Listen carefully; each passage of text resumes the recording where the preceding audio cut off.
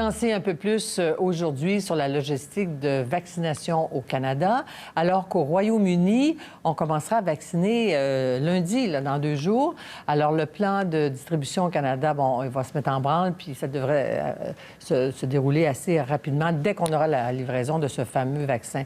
Mais selon un sondage de Radio-Canada, 64 des Canadiens vont aller se faire vacciner lorsque le vaccin va être disponible, mais il y en a quand même 71 qui craignent des effets secondaires, malgré les risques très faibles, selon les chiffres de Santé Canada compilés par mon collègue Thomas Gerbet. Mais la vaccination reste quand même un terreau fertile pour les fausses nouvelles et la désinformation. On fait le point avec Alexis de Lancerre, journaliste et animateur des Décrypteurs, que le sujet passionne. Bonsoir, Alexis.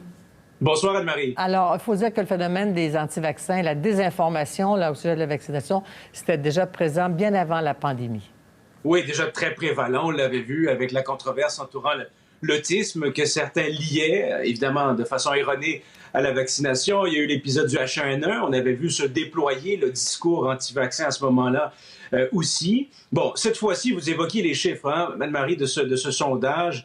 2 tiers des gens, grosso modo, qui se disent prêts à se faire vacciner.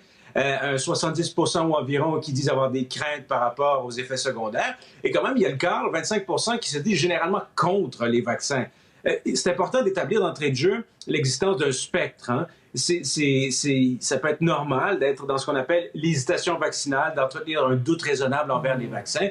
Mais c'est une autre chose, et ça, c'est à l'autre bout du spectre, que d'entretenir une pensée conspirationniste basée sur la vaccination ou entourant la vaccination. Je veux simplement établir les choses. C'est pas parce qu'on doute du vaccin qu'on est un conspirationniste. Quand on regarde les chiffres, grosso modo, ce qu'on constate aussi, c'est qu'il n'y a pas nécessairement une érosion marquée de la cohésion envers la vaccination. Mais ce qu'on observe, nos décrypteurs, et ce qu'observent d'autres personnes, c'est qu'il y a très clairement une guerre asymétrique, une guerre si on veut, inégale sur les réseaux sociaux entre le discours pro-vaccin et le discours anti-vaccin. J'attire votre attention sur une étude qui a été publiée en mai dernier par le magazine scientifique Nature, où on s'était penché sur un épisode important, une éclosion importante de rougeole en 2019. On avait passé au peigne fin des milliers de publications sur Facebook. Je résume ça pour se rendre compte à quel point le discours anti-vaccin était nettement plus efficace, nettement mieux réseauté, avait un taux de pénétration beaucoup plus marqué dans les espaces virtuels, c'est les réseaux sociaux dits neutres, qui n'étaient pas nécessairement acquis à la cause des anti-vaccins, mais ils y étaient plus présents. Ce discours avait un net avantage face au discours pro-vaccin. Alors, pour bien illustrer ou résumer cette guerre asymétrique, je vous propose d'écouter notre invité de cette semaine à l'émission Les Décrypteurs, Jean-François Clich, qui est journaliste scientifique au quotidien Le Soleil. C'est un peu comme si les grandes organisations sanitaires étaient comme une grande armée napoléonienne qui est très bonne pour gagner des batailles sur un grand champ de bataille ouvert où les 2 armées peuvent se voir. Sauf que les groupes anti-vaccins, eux autres, c'est plus une guérilla qu'ils font. Petit coup par petit coup, puis après ça, ils vont... C'est pas pour rien, je pense que la plupart des groupes anti-vaccins évitent les débats publics avec des vrais experts. D'habitude, quand ils le font, ça se passe vraiment pas bien pour eux. Fait qu'ils font plus la guérilla, des petits coups sur Facebook ici et là avant de sortir. Évidemment. Est-ce que ce discours anti-vaccin a profité de la pandémie, hein?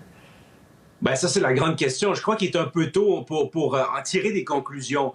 Mais une chose est certaine, et la réflexion est toute naturelle quand on entend l'extrait de M. Clich tout à l'heure. Il va peut-être falloir faire quelque chose, des gestes un peu plus, avoir une présence un peu plus grande dans les réseaux sociaux. Déjà, Facebook, cette semaine, pas plus tard que jeudi, a décidé ou a annoncé plutôt la suppression au cours des prochaines semaines, des prochains mois, tout au long de cette campagne de vaccination inédite, de toutes les publications qui auront été désavouées par les autorités médicales et sanitaires. Voilà. Est-ce que c'est trop peu, trop tard? À vous d'en juger. La France, 54 des gens, 54 seulement se disent prêts à se faire vacciner. C'est un pays où il y a énormément de scepticisme et aussi de discours marqués anti-vaccins. Eh bien là, il y a des gens sur les réseaux sociaux là-bas en France qui se sont dit, ben ça y est, il faut qu'on s'organise. Il faut qu'on organise aussi une réplique plus ou moins concertée, basée sur des faits scientifiques avérés. Et c'est ça ce qu'on observe sur le terrain, parce qu'il faut bien avoir conscience de la rhétorique des conspirationnistes qui fait mouche à bien des égards. Par exemple, ce qu'on utilise, et c'est ce que me notait Olivier Klein, qui est un psychologue social en Belgique à qui j'ai parlé, on utilise un discours où on parle à hauteur de personne, où on vous dit, ben voilà les faits, faites votre opinion. Et en contrepartie, il y a l'État qui, avec un discours moins plus désincarné plutôt, attire moins peut-être certaines personnes qui sont dans le doute. Parce qu'il faut bien se dire une chose, nous, décrypteurs ou les gens qui veulent contrer le message anti-vaccin, il ne faut pas se mettre dans la tête qu'on va convertir les gens qui sont profondément anti-vaccins. Il faut plutôt se concentrer sur les personnes qui hésitent, qui sont habitées par ce doute qui peut être sain, naturel, quand on voit la vitesse avec laquelle, en ce moment, les vaccins sont développés. Oui. Alors, c'est à cette hauteur-là qu'il faut, c'est à ce niveau-là, je pense, qu'il faut agir si on veut, tranquillement, progressivement, collectivement, vaincre ce discours pour le bien, évidemment, de la santé publique, où qu'on soit dans le monde. Et d'où l'importance, donc, de vous écouter demain au Décrypteur, mais aussi de retourner au texte de Thomas Gerbet qui mentionne les chiffres de Santé Canada qui sont des faits, là, sur des millions de doses, que 250 effets, peut-être plus graves, mais seulement 4 décès, mais qui ne sont pas liés au vaccin, qui sont liés à une condition préexistante.